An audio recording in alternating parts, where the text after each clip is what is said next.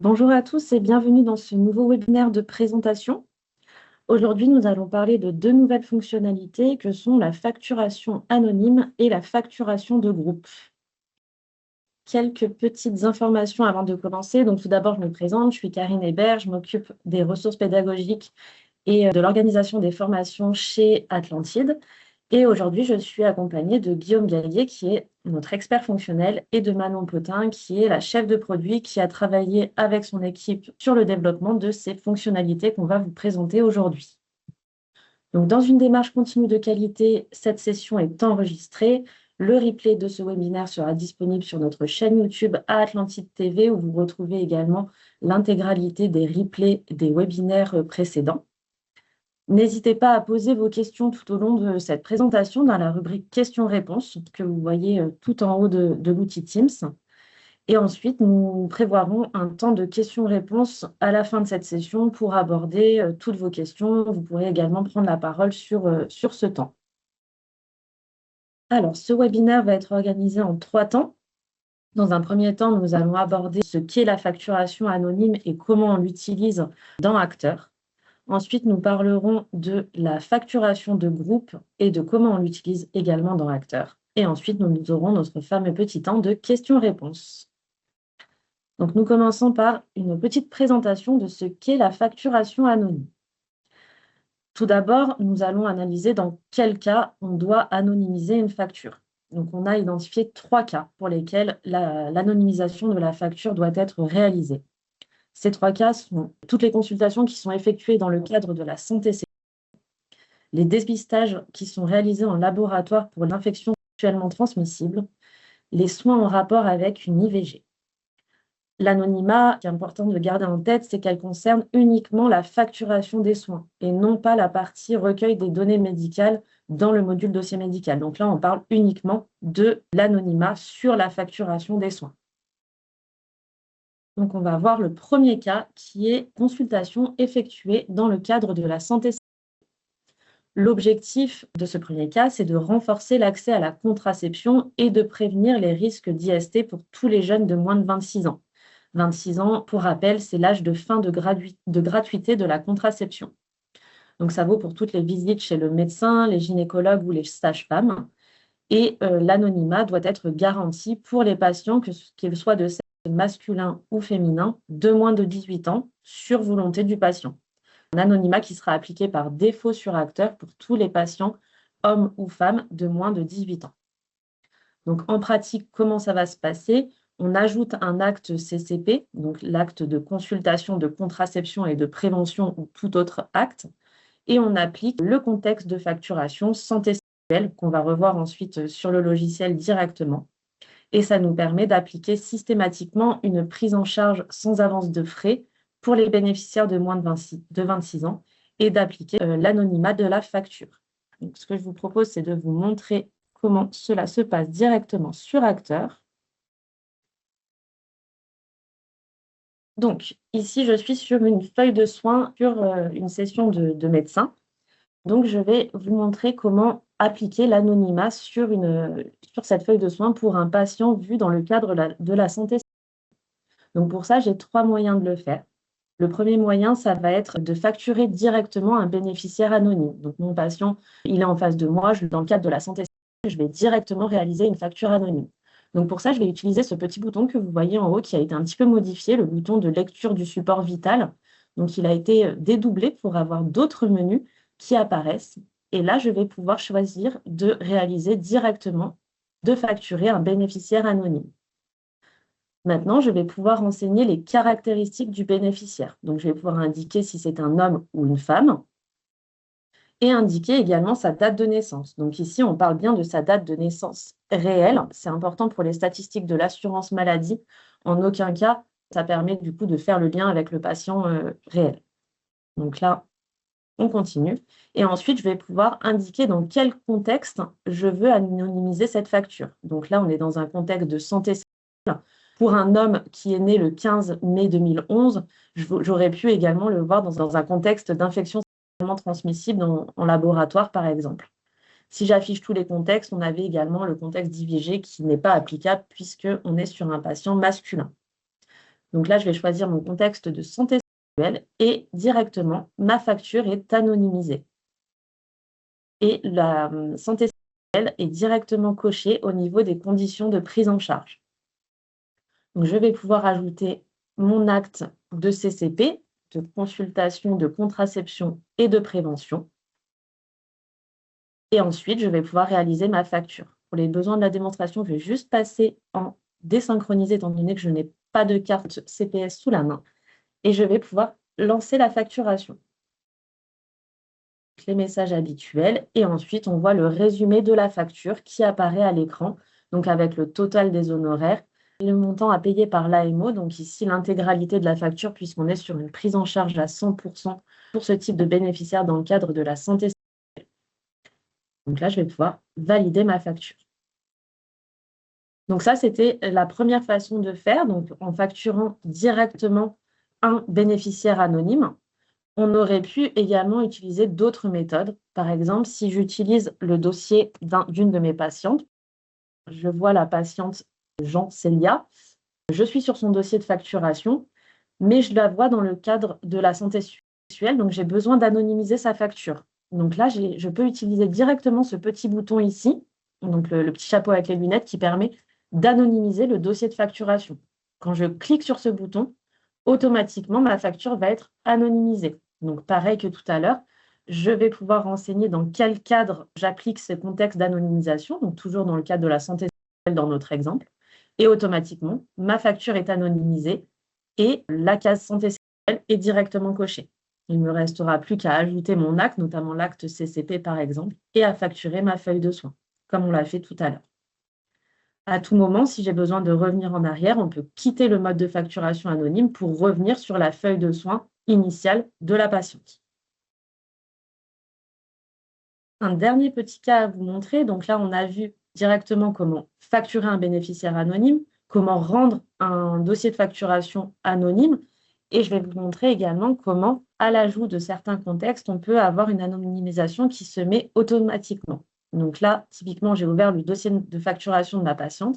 Si j'applique mon contexte de santé sexuelle, étant donné que ma patiente est mineure, elle a 15 ans et 14 jours, donc elle a moins de 18 ans, si je coche la case santé sexuelle, mon dossier de facturation va être automatiquement anonymisé. Voilà pour les 3 façons d'anonymiser la facture dans le cadre de la santé sexuelle.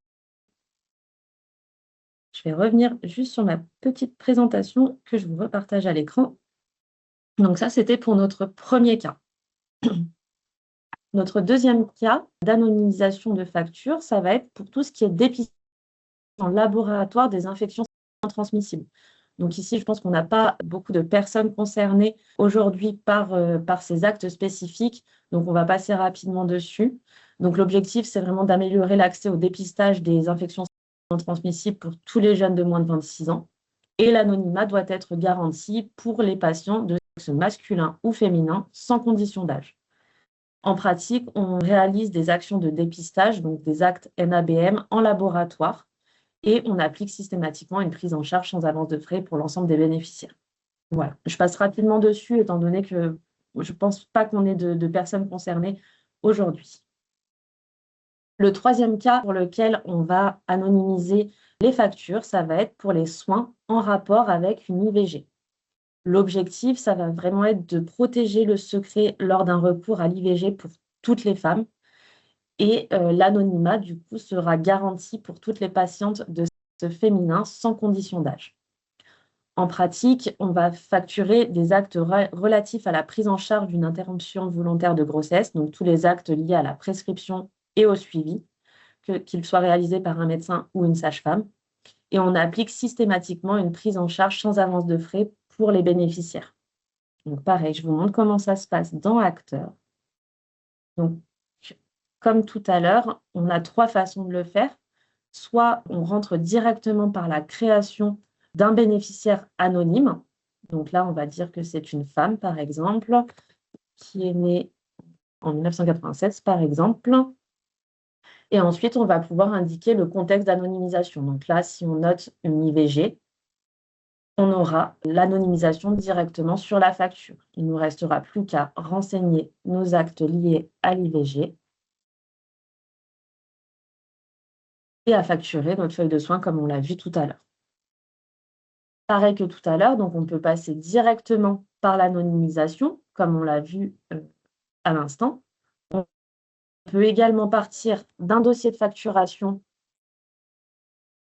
et le rendre anonyme directement pour le contexte d'IVG, quitter le mode anonyme si besoin. Et comme tout à l'heure, si on ajoute un acte lié à l'IVG, pour un patient dont le dossier n'est pas encore anonymisé, automatiquement, notre dossier de facturation sera anonymisé de manière automatique à l'ajout de ces actes IVG. Pareil, on pourra ensuite facturer notre bénéficiaire des soins et trouver la facture au niveau de la télétransmission. Si je vous montre à quoi ça ressemble au niveau de la télétransmission. Donc, typiquement, ici, on voit que j'ai facturé un bénéficiaire anonyme et on voit toutes les informations relatives à sa facture, donc le montant des honoraires notamment. Et on voit bien que ces factures anonymes sont réalisées en mode Sésame sans vital. Voilà pour ces informations-là. Je reviens juste sur ma présentation. Et du coup, sur Acteur, pour faire un petit résumé de tout ce qu'on a vu aujourd'hui, donc pour la facturation anonyme, donc les 3 cas que sont la santé sexuelle, le dépistage des IST en laboratoire et la prise en charge des IVG, on peut anonymiser une facture sur Acteur de 3 façons, soit en générant directement un dossier de facturation anonyme, en utilisant le nouveau bout d'identification du patient. Soit on peut rendre anonyme une facture. Donc, si on a identifié le patient sur la feuille de soins, on peut décider de rendre anonyme la facture en passant directement par ce petit bouton avec des lunettes et un chapeau. Soit l'anonymisation va se faire directement sur la facture en fonction du contexte et des actes qu'on a sélectionnés.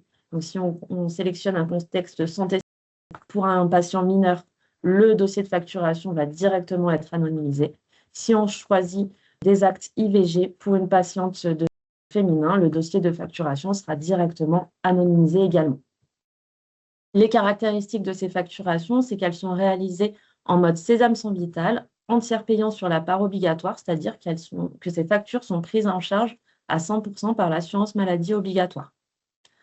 Attention, aujourd'hui, vous ne devez plus utiliser les bénéficiaires anonymes dans votre base patient que vous utilisiez avant pour anonymiser les factures. Cette fonctionnalité a été désactivée. Vous ne retrouverez plus ces bénéficiaires anonymes. Pour anonymiser une facture, maintenant, il faut impérativement passer par la génération d'un dossier de facturation anonyme en rendant anonyme la facture ou via l'anonymisation directe. Ça permet vraiment de ne plus encombrer votre base de données de bénéficiaires fictifs dans votre base patient et ça permet une gestion plus propre de l'anonymisation de ces dossiers. Voilà pour les cas de facturation anonyme. On va maintenant passer à la présentation de la facturation de groupe. La facturation de groupe, elle est liée au dépistage en milieu scolaire qui est réalisé par les masseurs, kinésithérapeutes, orthophonistes ou orthoptistes. Le dépistage en milieu scolaire, il a lieu sur l'ensemble du territoire dans toutes les écoles pilotes et il est organisé par l'assurance maladie. L'objectif, c'est vraiment d'améliorer le dépistage de la trouble de la vue, du langage, de la communication et des problèmes de dos chez les enfants scolarisés. Et en pratique, on va réaliser les actes de dépistage suivants, donc le DSE, le dépistage scolaire enfant, le FDS, le FLE et le IDS. Pour ces actes, on applique systématiquement une prise en charge sans avance de frais pour l'ensemble des bénéficiaires. Et on parle ici de la facturation de groupe uniquement pour les kinés, les orthophonistes et les orthoptistes. Je vous montre également comment ça se passe dans Acteur. Alors, ici, j'ai une feuille de soins. Donc, pour facturer un groupe de bénéficiaires, je vais me rendre directement du coup dans le bouton qu'on a vu tout à l'heure qui a été modifié. Et je vais pouvoir choisir de facturer un groupe de bénéficiaires. Je vais sélectionner du coup le contexte dans lequel cette facturation de groupe va être réalisée. Donc, on est bien sur un dépistage en milieu scolaire. Et le patient de groupe apparaît du coup à l'écran de façon anonyme. Donc, on voit toutes les informations qui sont non modifiables et qui doivent être utilisées pour facturer les patients en groupe.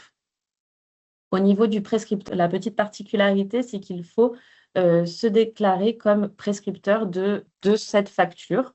Donc ici, je vais rajouter le prescripteur, donc moi-même. Je vais pouvoir ajouter mon acte DSE pour mon dépistage en milieu scolaire.